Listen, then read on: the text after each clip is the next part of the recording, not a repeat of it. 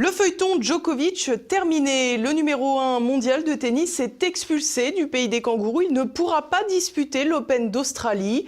Une décision éminemment politique dont l'écho dépasse largement le monde du tennis. Un sujet de Nicolas de Lamberterie.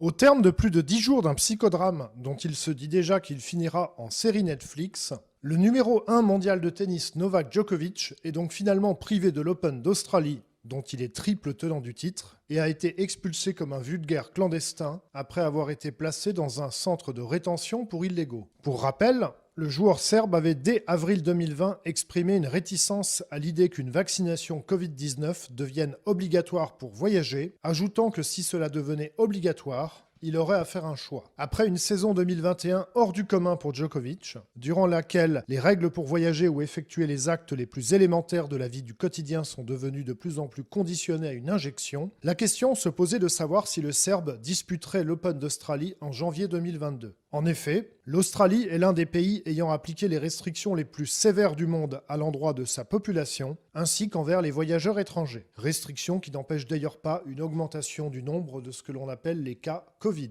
Le 4 janvier 2022, Djokovic a posté un message sur ses réseaux sociaux faisant savoir qu'il s'envolait pour l'Australie et bénéficiait d'une exemption médicale à la vaccination. Toutefois, à son arrivée en Australie, Djokovic voyait son visa annulé et se retrouvait donc interdit d'entrer sur le territoire australien. Portant devant les tribunaux cette décision, il se voyait en attendant placé dans un centre de rétention pour clandestins. On apprenait alors que la cause de l'exemption médicale obtenue par Djokovic était un test PCR positif daté du 16 décembre 2021 et qui peut donc fournir une exemption à la vaccination pour entrer sur le territoire australien. Le 10 janvier, après plusieurs jours passés dans un hôtel pour clandestins, Djokovic obtenait gain de cause auprès de la justice, qui invalidait l'annulation de son visa et lui permettait donc de rester dans le pays en vue de disputer l'Open d'Australie. C'était sans compter sur les autorités politiques australiennes, le ministère de l'Immigration faisant savoir qu'il pouvait faire usage de son pouvoir pour expulser Djokovic en dépit de la décision du juge.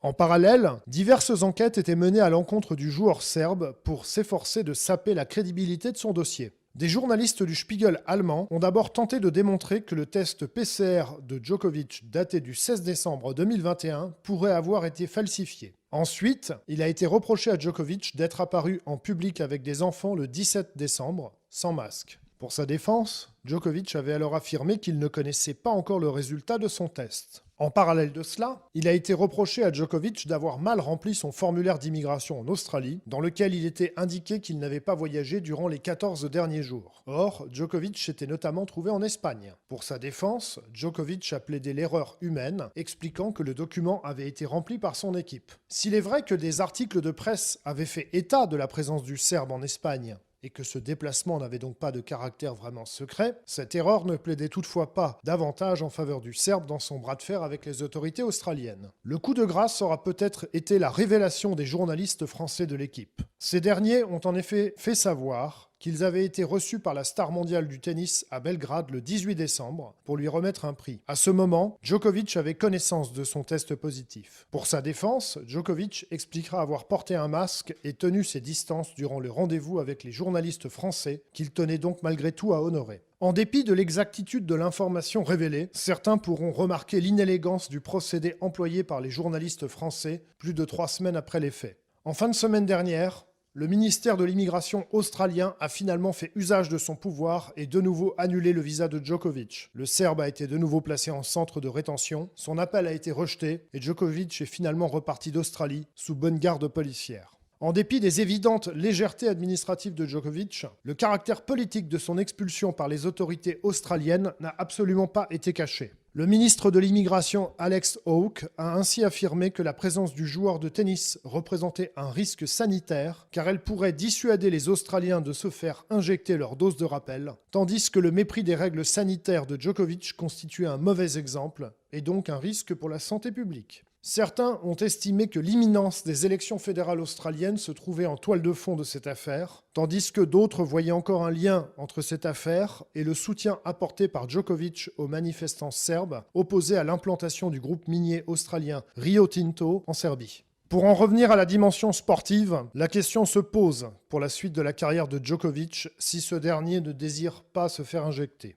Il n'est pas non plus certain que Djokovic pourra jouer Roland-Garros, dont il est également le tenant du titre. En effet, dans un premier temps, La ministre des Sports française affirmait le 7 janvier 2022 que les sportifs non vaccinés pourraient participer aux grandes compétitions. Mais visiblement, le délai de péremption de la parole des politiques étant encore plus serré que celui de l'efficacité de l'injection, 9 jours plus tard, la même ministre rétropédalait et affirmait que le pass vaccinal serait obligatoire pour les sportifs français ou étrangers. Il semble donc de plus en plus évident que l'immense majorité des sportifs seront dans la quasi-impossibilité de poursuivre leur carrière professionnelle sans être injectés. À condition toutefois, comme cela a pu être le cas par exemple pour le joueur de tennis Jérémy Chardy ou le champion d'athlétisme Christophe Lemaître, que la dite injection ne provoque pas des effets secondaires de nature à mettre leur carrière et leur santé en péril.